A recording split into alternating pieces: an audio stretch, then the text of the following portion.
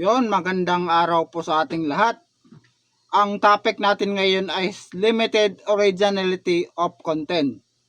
Part 2. Kasi meron ako isang upload na video nito at nag-viral. Meron na siyang 25,000 views. Ngayon, may mga lilinawin lang ako at dagdag kaalaman kung paano natin ma-resolve itong limited originality of content.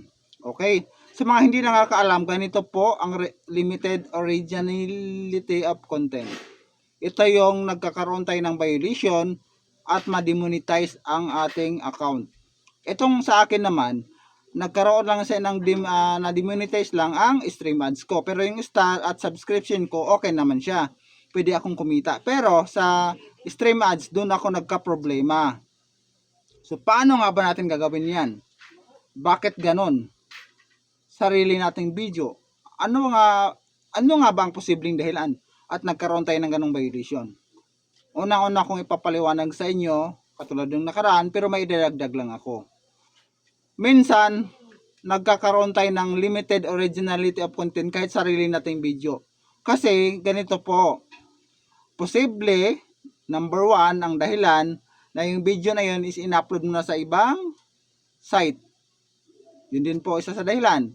Number 2, habang nagre-record ka, kahit sarili mong boses yun, habang nagre-record ka ng iyong video, may nasagap kang music sa kapitbahay mo. Isa din yan sa dahilan sa limited originality of content.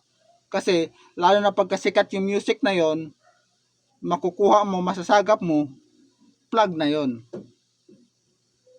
At pangatlo, ito yung video na in-upload mo na sa iba mong page, tapos in-upload mo pa dito sa isa mong page. Magkakaroon ka talaga ng limited originality of content. Ngayon, ang sabi mo, wala ka namang ibang in-uploadan, puro video mo lahat yun. Doon mo lang siya in-upload, pero nagkaroon ka pa rin ng violation na gano'n. Bakit gano'n? Ito ang isa sa nakikita kong dahilan dyan eh. Kasi ang sabi ni Mita, kapag medyo blurred ang ating upload na video, posible itong mapaghinalaan na dinownload mo lang sa ibang site. Kaya mas maganda talaga lilinawin natin ang video natin kasi mapagkamalan tayo na kinuha lang natin yung video na yun sa iba kasi 'di ba pag dinownload mo yung video galing sa iba tapos pag i-upload mo parang nagbo-blur siya, hindi siya masyadong malinaw eh. Check mo yung video mo na nagkaroon ng baka mamaya yun din isa sa dahilan nagkaroon ka ng limited originality of content. Ngayon, ano ba ang dapat natin gagawin para mawala itong violation nito? Ang limited originality of content, napakababaw na violation lang po ito. Madali lang itong ma-actionan. Hindi katulad dito sa plug behavior, ito ang problema ko sa loob ng halos mag 7 months, hindi pa rin bumabalik ang monetization dyan. Ito ang napakahirap sa plug behavior. Kasi si plug behavior, hindi siya katulad kay limited originality of content na alam mo na video ang dahilan. Dito sa plug behavior, lahat sakop yan. Sa mga chat mo, sa mga post mo, posibleng yun ang dahilan sa plug behavior. Kaya mahirap hulaan. Unlike kay limited originality of content na yung content mo talaga na in-upload, doon ka nagka-problema. So, anong gagawin natin? Number 1, umapila ka. Kung may makita ka dyan na request button, i-request mo na.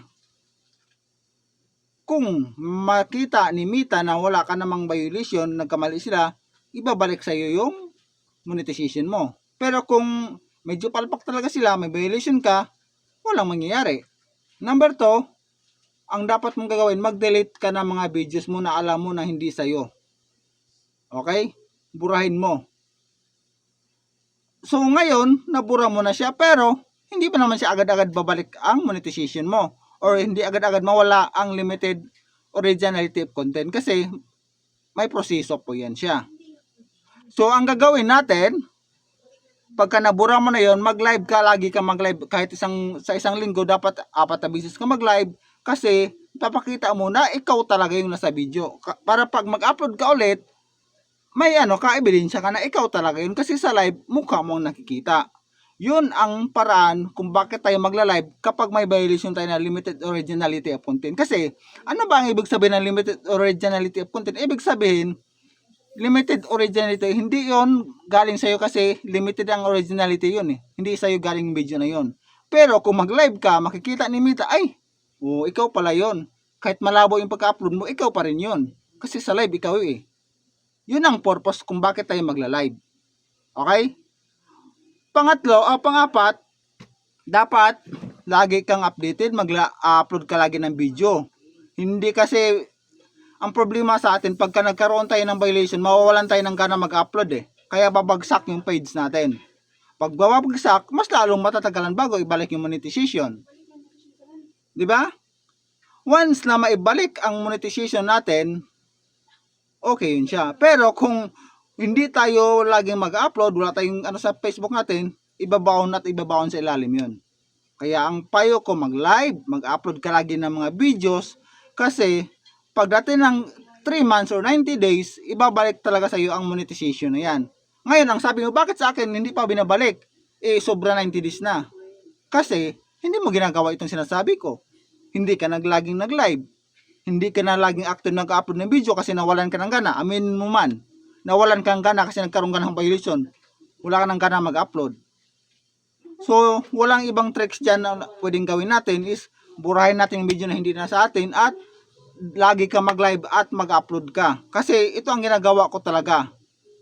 Since 2021, lagi ako nagkakaroon ng playlist na limited originality of content. Kaya ang ginagawa ko, may napanood ako dati dito sa YouTube din, nag-live ako, lagi ako nagla-live. Kahit sa isang araw, isang oras. So pagdating ng 90 days, bumalik talaga ang monetization ko. Kaya, kung ikaw man, ganito ang problema mo, huwag mo na problemahin yan, napakababaw na problema yan. Oo, sa totoo lang. Okay? Maraming salamat sa panonood nyo at pa-share naman at mag-comments din kayo dyan at mag-react din kung nagustuhan nyo ang aking payo sa inyo. Maraming salamat po.